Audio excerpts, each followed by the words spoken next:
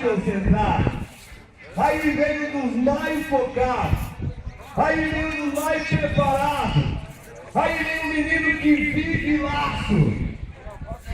Aí vai um menino que vive, que sonha, que acredita. Manda na cara, manda no time, mexer o campo. Se mexer o campo é pra ser campeão. Se mexer o campo é pra ganhar o rodeio. A turma já tem uma bola. Eu quero tu, eu também, seu Wagner Andrade. Eu quero o Betinho.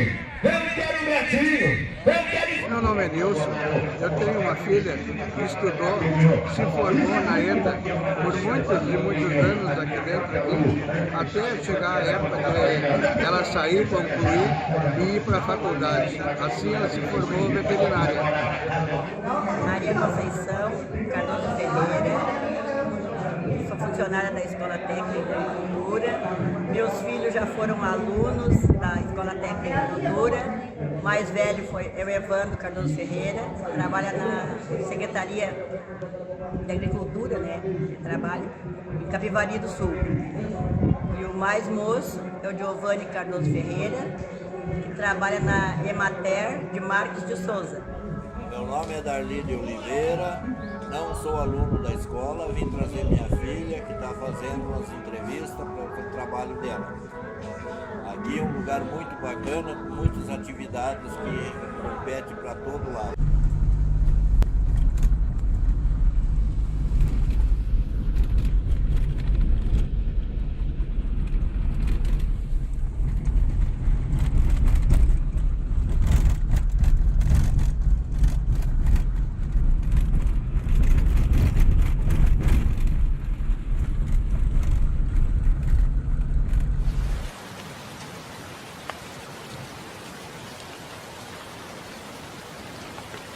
E qual parte que tu escolheu?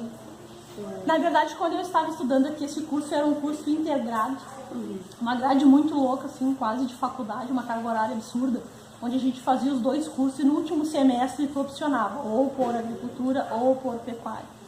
Né? E eu, claro, como toda guria de 15 anos, 16, assim, que achava que o cavalo é o bicho mais interessante do mundo, opcionei pela pecuária, mas se fosse hoje eu teria escolhido a agricultura, muito maior mercado de trabalho. Qual a motivação para o retorno para a escola depois que conclui os estudos? Na verdade, eu voltei aqui depois da minha saída, quando eu retornei aqui, já se iam quase 20 anos aí. Foi muito interessante, assim, eu tinha um diploma guardado dentro de uma gaveta por 18 anos. Daqui a pouco o telefone toca e diz assim, olha, tem uma vaga lá na ETA, o que tu acha? Quando divino isso pode ser, né? Achei o máximo, assim, porque sempre tive, desde que saí, aquela coisa na cabeça, pô, eu poderia voltar e trabalhar aqui, não seria glória. Gostei muito, assim, da ideia de poder retornar, né?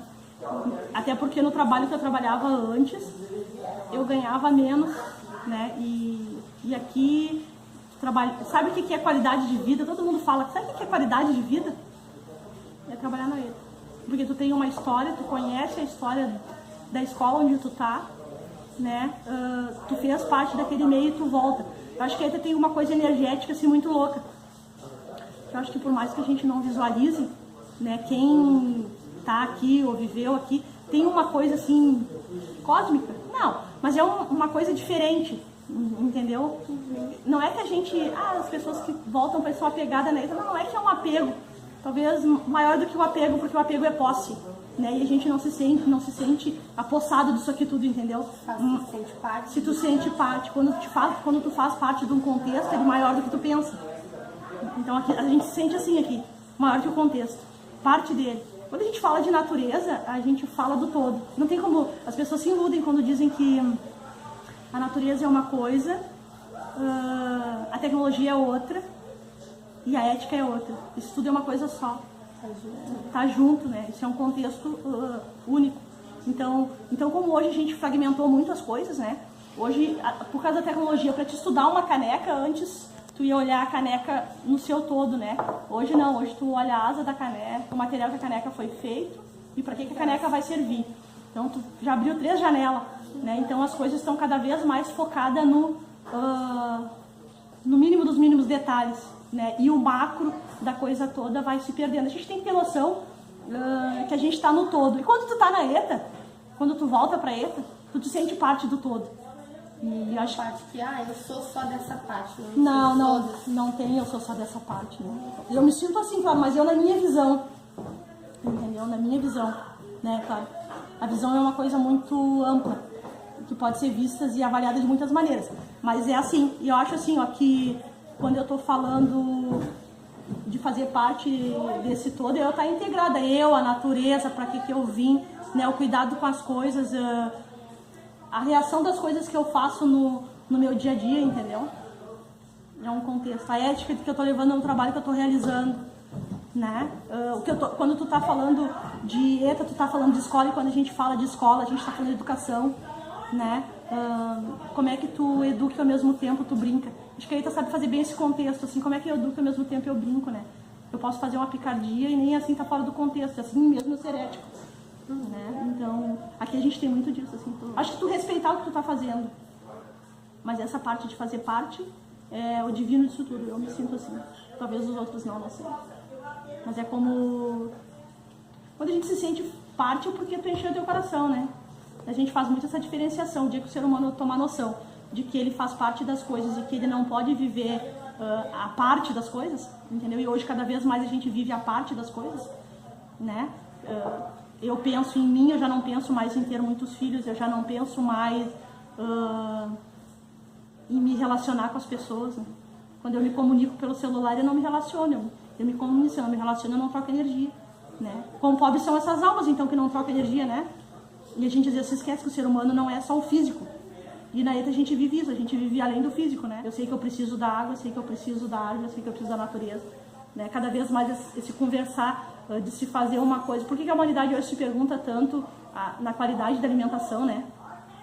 Porque a gente já viu que não dá mais para ser assim como a gente está fazendo, né? Então, não sou contra a tecnologia, acho que a tecnologia é uma coisa muito viável, mas a tecnologia não pode caminhar aquém da ética, não pode caminhar aquém do todo. Então eu tenho que saber olhar essa xícara em 3 pedaços e depois eu tenho que botar essa xícara em cima da mesa, servindo e acolhendo o resto todo que ela vai acolher, o contexto todo, né? Eu não vou mais falar dessa caneca só como ela só, entendeu?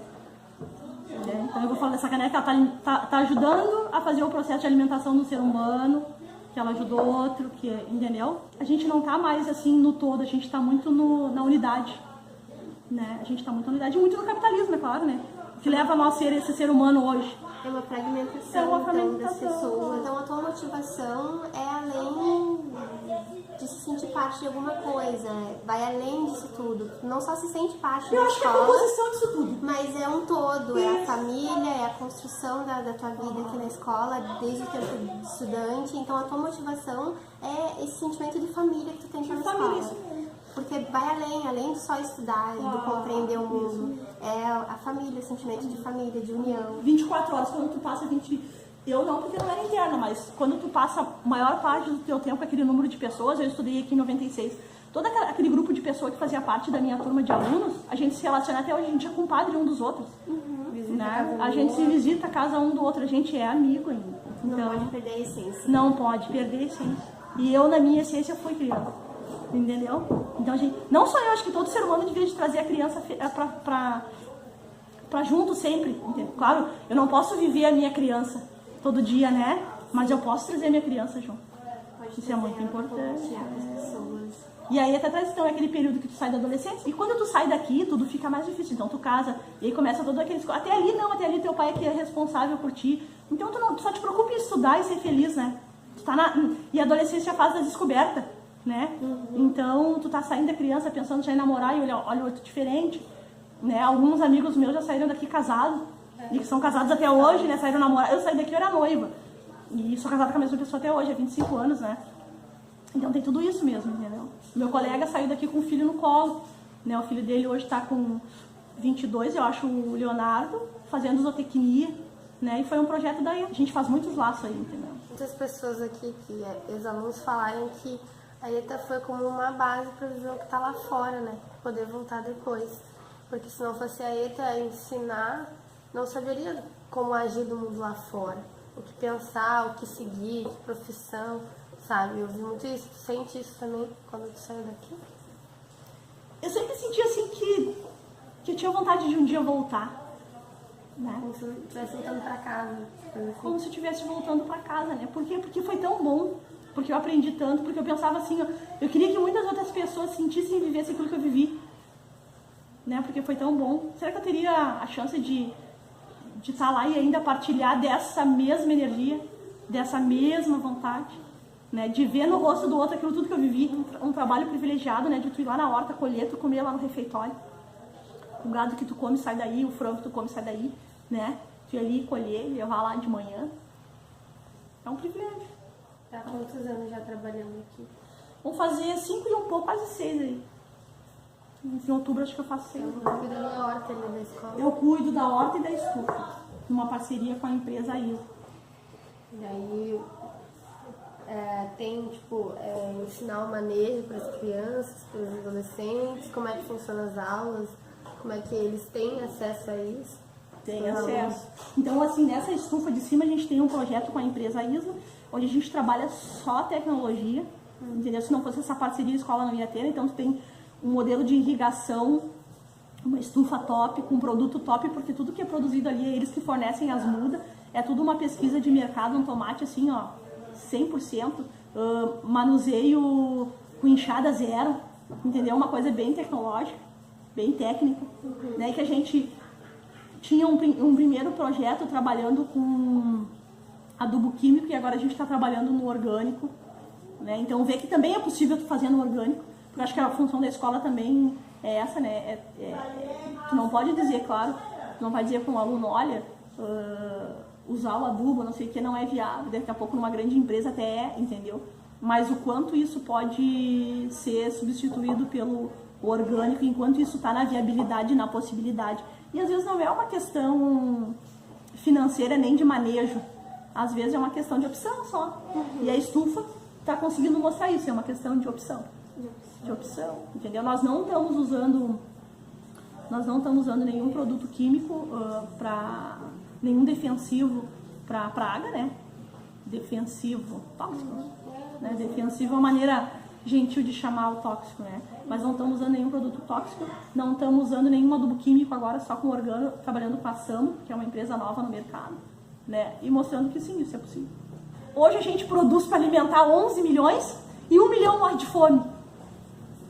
No que tudo isso se justificou?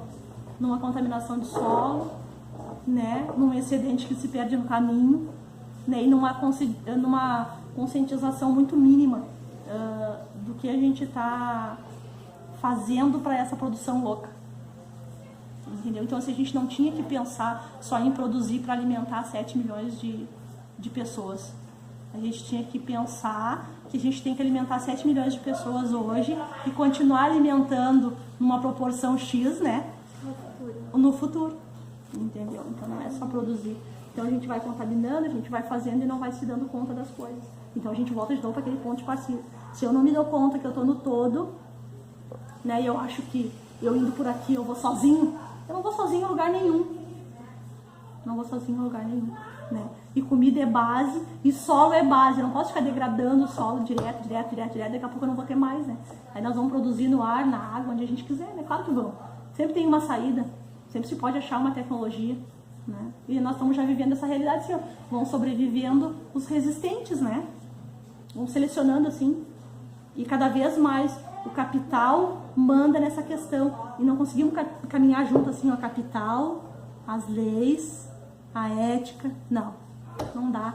Não dá quando tu tem essa PEG aí que derruba agora a questão do agrotóxico, né? Tem condições, né? Aí tu andou 10 passos pra frente, vem um trem desse e te derruba. Voltamos 50 anos atrás de novo, né? Então, e a humanidade não se alinha que, assim como ela está fazendo, não dá para fazer a vida toda. Ela não vai alimentar os 7 milhões, né? Talvez daí ela vai entrar num outro processo que nós já estamos assim, né? O capital manda, sabe que a gente não vende mais alimento, né, tia? Não, a gente vende os commodities na bolsa. Alimento não é commodity. Alimento não é commodity. Ele é muito mais do que isso. Quando a gente enxergar o alimento como mercadoria e não como alimento, cara, isso é o fim, mano. Isso é de matar, entendeu? Nós estamos enxergando o alimento como mercadoria. Alimento não é mercadoria. Alimento é muito mais do que isso. Alimento é um todo. Quando eu estou falando de alimento, eu estou falando de energia, estou falando de vida. né? Eu poderia botar a vida humana lá na bolsa em commodities. O alimento é a mesma partida. Mas eu não vejo assim. O alimento é só alimento. Até quando a gente vai conseguir que o alimento seja só um alimento? Até a gente se dar conta que ele não é só um alimento. É bem assim. É, a água também. A água é outra coisa, assim. Aí fala-se hoje assim, vamos fazer uma produção orgânica, não sei o quê. Quando a gente tem uma água totalmente contaminada, aonde que tu vai produzir uma coisa orgânica? Aonde que a gente vai achar uma nascente pura? Será que a gente vai conseguir ser 100% ecológico? Com a água que se tem hoje? E a gente não discute muito isso, assim. Eu acho que a escola é o lugar dessa discussão, né? É o lugar dessa discussão, assim. Aí eu vi esses trabalhos, assim, e achei legal, né? Porque, na verdade, tá incentivando quem tá chegando e quem tá saindo da escola, né? Eu não entendo, assim, se falava a água ser um problema daqui. Há quantos anos tu acha que vai ser problema a água? Eu acho que a água já é um problema.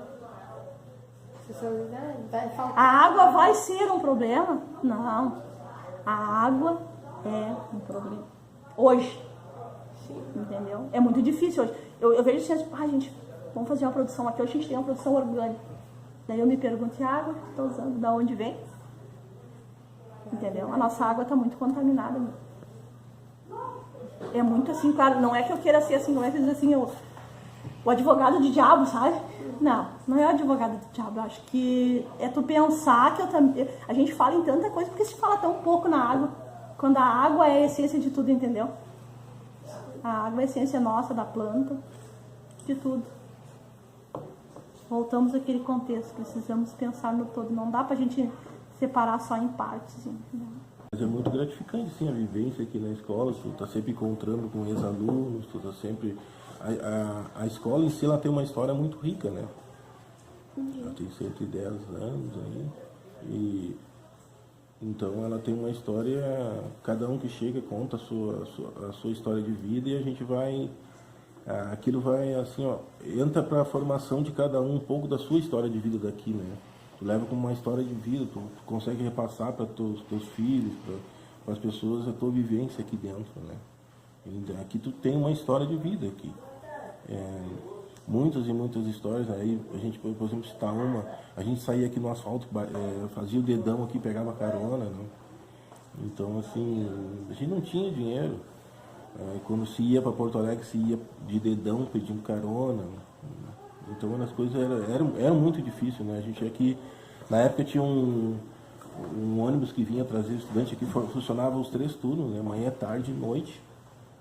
E tinha um ônibusinho que passava aqui dentro, senão a gente ia para Viamão a pé, né? Não era muito movimento ali no asfalto. Então, assim, as coisas muito difíceis. E quando às vezes a gente ia a Porto Alegre, às vezes alguém ainda pulava a roleta, né? E a gente saía aquele bandão de 10, 15 guri, mas a gente era muito unido, era uma coisa muito bacana. Saía todo mundo, a gente ia assistir futebol. Naquela época você entrava na Coreia, né? Com bem, muito baratinho, que a gente às vezes, e se trabalhava final de semana também, né? Final de semana, e sábado e domingo se trabalhava o fim de semana para juntar um dinheiro, para sair num outro fim de semana, alguma coisa. Ir num baile, naquela época já tinha os bailes, tinha o futebol que a gente gostava. E aqui a gente tinha muito, assim, praticava muito esporte, né? O nosso time de futebol na época se jogava ao meio-dia contra o time de professores. Então era muito movimentado, todo meio-dia, assim, almoçava correndo e ia jogar futebol. Né? Tu vê, o almoço, a aula ia até meio-dia, tu almoçava do meio-dia, 1h15, 1h30, não lembro como é que era na época. Tu já estava de banhozinho tomado e estava na sala de aula, correndo. Isso era todos os dias. Era contra os professores ou era contra a interturmas, uma turma contra a outra, né? E o nosso esporte era o futebol. E tá no rancho, né? O que se fazia no rancho? Se fazia um carreteiro, se fazia um café, se fazia um chá, e se ficava convivendo no rancho. Em torno de 5 a 10 componentes em cada rancho. Né? E aquilo era fixo, né? No começo do ano tinha um rodízio, todos passavam por todos os ranchos e iam sendo convidados para permanecer. E era muito legal, se tinha o companheirismo, se tinha o respeito, se tinha muita união, e se trabalhava muito também, né? Porque se mantinha o rancho como um brinco, assim, não tinha uma folhinha de sujeira, uma folha de árvore, não tinha nada, era tudo muito arborizado, plantava-se flores, se mantinha tudo muito organizado, tudo muito limpo. E essa escola é imensa, né? Vocês conhecem aqui. Sim, nossa. Vocês imaginam 32 casinhas distribuídas pelo meio do mato. Isso, o mato todo muito limpinho. Então era bacana. E é tudo feito com o trabalho dos alunos, né? Eram muito unidos. Assim, se tinha muita amizade, né? E cada um de um canto, né? Isso que era mais interessante, cada um com hábitos e culturas diferentes, né? E até etnias diferentes, alemães, italianos, e quando chegava aqui se unia tudo, né? Era todo mundo junto. Era muito bacana. Então acho que isso é que marca muita gente. Eu fiquei um tempo longe e a cabeça sempre aqui, né? Sempre querendo voltar. Até o belo dia que eu realizei, na verdade, um sonho de ser professor, de voltar para cá, né? De estar aqui. Hoje eu sou professor e moro aqui dentro da área da escola. É muito gratificante. É esse significado que nós buscamos com esse documentário, saber a motivação. Por que as pessoas voltam? Por que os alunos, após eles se tornarem ex-alunos, eles retornam à escola? E nós encontramos muitos depoimentos de carinho, de respeito, de união. E nós ficamos assim muito comovidas até agora com todas as informações que nós colhemos, com a acolhida que nós tivemos pela escola também. Realmente a escola não é uma escola, vamos dizer, comum, igual a outra ali, por exemplo, sabe? Cada um tem suas especificidades, né? Por exemplo, uma escola que tu sai à noite e bate o cadeado, aqui é uma escola viva. Tu fica aqui 24 horas, 365 dias em função, sabe? Pode até cessar um período a sala de aula, teoria ali de sentar na sala, mas a alimentação dos animais, tudo que envolve a escola técnica em si, a alimentação dos animais, a ordenha dos animais, isso continua o ano todo, né? O período inteiro. Então a gente acaba se envolvendo nisso e vira assim uma coisa que tu acorda de manhã, já, embora seja um feriado, seja um domingo, tu lembra, né, que tem que fazer, porque os animais não tem dia, pode estar chovendo. Vocês podem ver aqui que os alunos hoje eles levantam 6h30, 6 horas, vão tirar o leite todos os dias, não importa o tempo, final de semana, feriado. Então isso tu queira ou não queira, quando tu tá ali, tu até acha ruim, depois quando tu sai, tu sente falta. Tu se acostuma, sabe, nesse ritmo, quando tu sai daqui, daí tu sente a necessidade daqui. É gostoso, sabe, é interessante, isso tu não encontra em lugar nenhum, escola nenhuma, é diferente, né? E sem falar o relacionamento que se tem aqui, porque isso assim, quando tu passou aqui como aluno, tu vivencia um lado, depois tu passa para outro lado, tu passa a ser professor, tu leva aquela vivência que tu já teve. E isso faz uma diferença total, né? São pessoas que já viveram aqui, né? Há um bom tempo, já viveram outros tempos de ouro, onde a escola tinha muito mais funcionários, tinha melhores condições, de modo geral, né? Mais recursos oriundos do Estado e tudo, as condições humanas e materiais eram melhores, mas mesmo assim, com toda dificuldade, hoje tu vê que a escola participa da Expo Inter, recebe prêmios, isso muito do esforço dos professores, que também foram ex-alunos, e também por esforço do aluno, que não sei por que se engaja, sempre se engaja nos projetos, né? Porque nessas cidades eles não se importam de ficar lá na Expo Inter, de ficar uma semana fora de casa, então é diferenciado, né? A escola é diferenciada porque o nosso aluno é diferenciado. Isso vai um elogio para os nossos professores, são pessoas muito dedicadas, né? São pessoas que se desprendem para estar aqui, para fazer algo a mais, não simplesmente que dão só aula e vão embora, né? Tem essa disposição de dar algo a mais, e o aluno também, porque aqui o aluno que executa todas as atividades, tem poucos funcionários, né? O aluno que trabalha aqui, que alimenta os animais, que faz todos os tratos culturais aí das lavouras, manejo com os animais, todos os alunos que fazem. Tu presenciou ali, vocês presenciaram, eu acho, no rodeio, o pessoal se envolve no rodeio os 3 dias, das 8, 9 da manhã até o 3, 4, 5 da manhã. Sim, alguns ficam direto. Uns acampados, assim, eles, todos os anos eles estão no rodeio. Então, é uma tradição, né? A escola tem algumas coisas que acabam se incorporando na tradição da própria escola e estende até para o próprio município, né?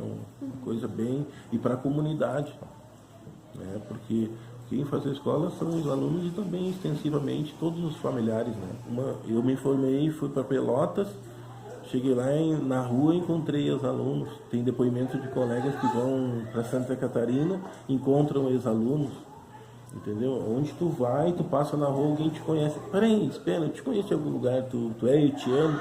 Então se tem essa coisa, sabe? Se tem isso, tu pode até não lembrar, e aqui a gente não lembra muito dos... Antigamente, agora se tornou proibido, mas a gente se conhecia muito por apelido. Então, às vezes, a gente não sabia o nome da pessoa, mas sabia o apelido e sabia da onde, cidade que era, né?